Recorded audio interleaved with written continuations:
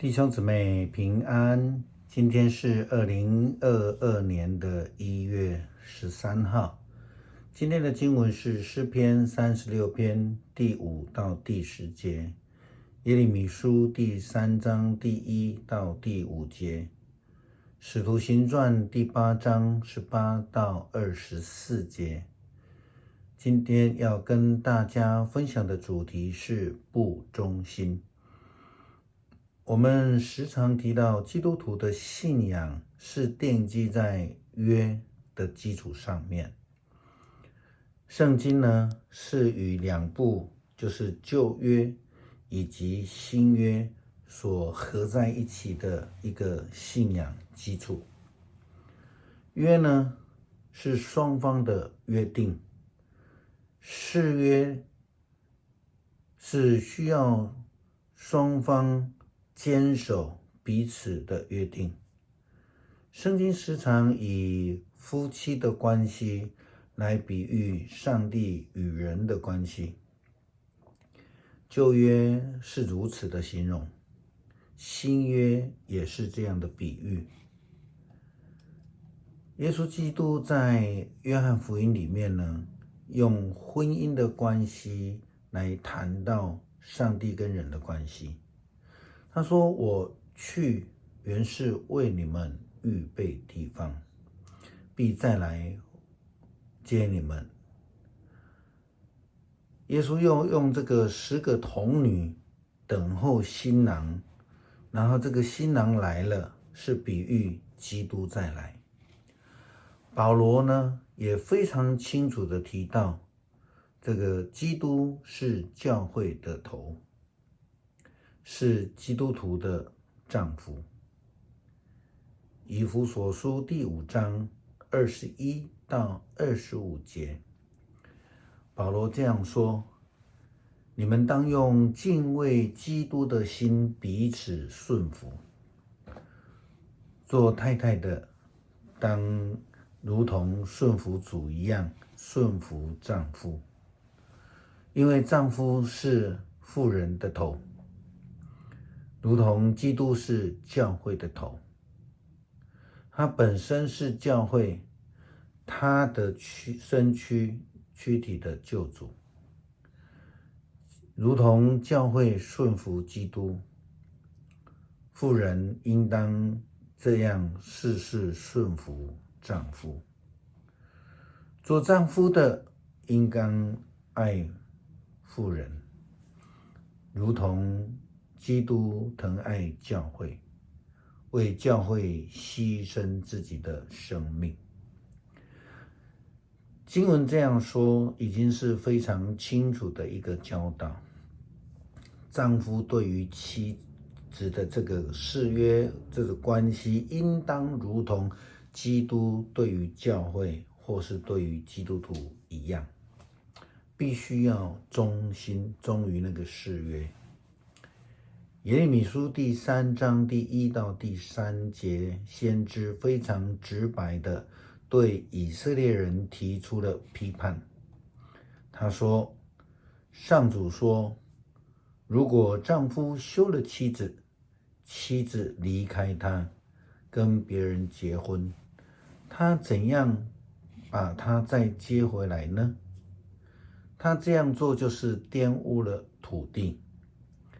但是以色列啊，你跟好些情郎私奔，现在却回想要来找我。举目看看那些山头，你能找到一片你没有卖过银的土地吗？你在路边等候情郎，好像阿拉伯人埋伏旷野，等着猎物一样。你的隐形玷污了上帝，所以甘霖不降，春雨不下。你脸上一副影像，你竟不觉得羞耻。以色列人一方面违背了誓约，却又一方面求上帝的容忍。我们可以说他们是得寸进尺，也可以用台语来形容说它是软土呢生绝软土深骨。耶利米先知又这样子的提到，以色列啊，现在你却对我说，你是我的父亲，从我幼小的时候你就疼爱我，你不会一直对我生气，长久愤怒，这是你说的话，但是你还是一意孤行，做尽坏事。约呼召觉志是人自己与上帝的关系，就如同新娘与新郎的誓约，是没有人可以勉强或是可以替代的。使徒行传第8章18到24节出现了一位非常特殊的人物，他的名字叫西门。圣经说他心术不正，对他来说，上帝的恩典只不过是一种谋取自己福利的方式，并不是一个信仰，也不是一个呼召。誓约似乎也不太重要，他所在乎的是如何透过这些恩赐得到自己的福利。我们称为这种行为叫做宗教敛财。这样的事情不只是发生在今天的经文所记载的，也发生在现代的民间宗教、庙宇、祭坛、和尚、尼姑，甚至有一些能说善道的牧师身上。他们就如同使徒行传第4章所记载的这一位西门一样。圣经说，西门看见门徒、使徒们按手的人都领受了圣灵，他就拿钱给使徒说，请把这能力也给我，使我能够替谁按手，谁就领受圣灵。如果仆人，上帝的仆人也是像这样的不忠心，或是说搞不清楚，想要用钱来买恩赐，这个不应该是这样子。就像彼得早就这样子说过了，他说，你跟你的金钱一起灭亡吧。你居然妄想能够用钱买上帝的恩赐，你在我们的工作上面没有份，因为在上帝面前你的心术不正，所以你要悔改，离弃邪恶，祈求主赦免你心中这种意念。我看出你正在啃着极度的苦果，作恶的囚徒。这样的不忠心就如同在婚姻上不忠实一样，这种人没有办法遵守承诺、誓约，没有办法把约定看得非常严谨，把它当成玩笑。这并不是基督信仰的标准。